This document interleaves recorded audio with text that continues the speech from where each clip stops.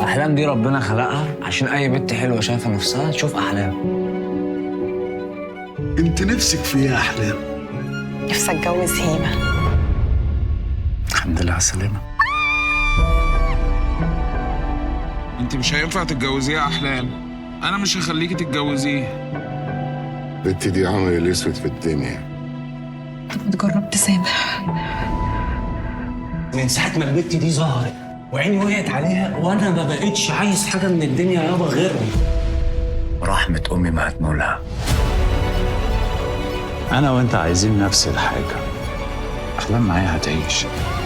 ده انا وانت واحلام بس اللي عارفين ان هي ما ينفعش يبقى لحد غيري. سوا سوا سوا سوا على MBC مصر. رمضان يجمعنا.